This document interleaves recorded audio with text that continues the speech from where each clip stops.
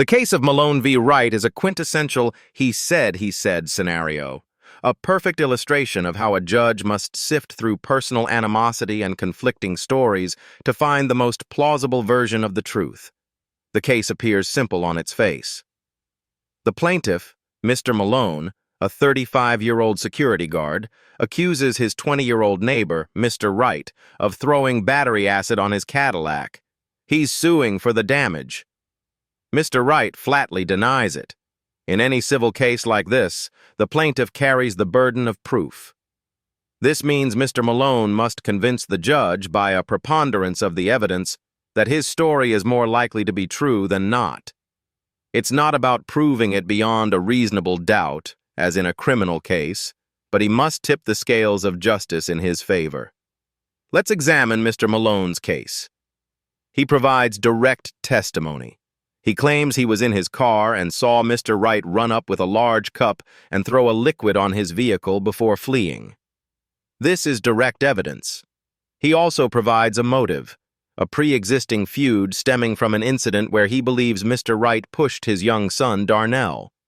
But as any experienced attorney will tell you, a story often begins to unravel in the details. The first major red flag in Mr. Malone's testimony is his reaction. He claims he saw a crime in progress at 6:35 p.m., yet he drove to his night shift and didn't call the police until he returned home at 3 o'clock a.m. A 7-hour delay in reporting a crime you personally witnessed is a significant blow to credibility.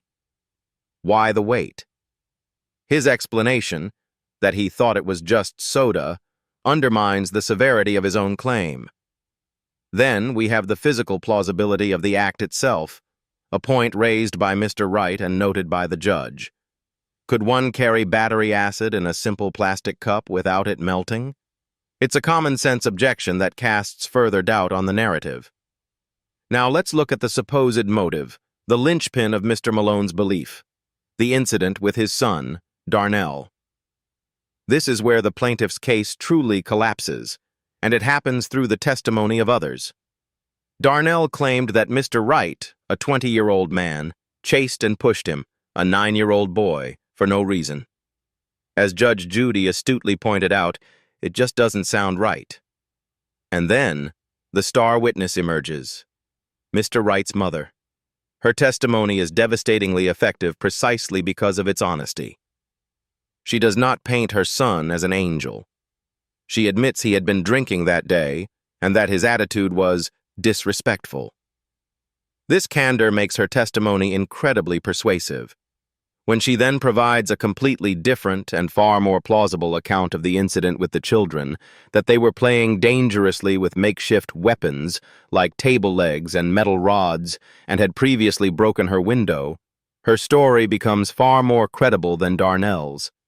She even produced the weapons she had confiscated. This is powerful corroborating evidence. So Judge Judy was faced with two conflicting narratives. On one hand, Mr. Malone's story, weakened by a delayed police report and a physically questionable premise. On the other, Mr. Wright's denial, supported by an alibi and the highly credible, detailed testimony of his mother, which dismantled the plaintiff's alleged motive. Judge Judy dismissed the case. Her reasoning was legally impeccable. This was not a finding that Mr. Wright was factually innocent. It was a finding that Mr. Malone failed to meet his burden of proof. He did not present enough credible evidence to make his version of events more likely than not.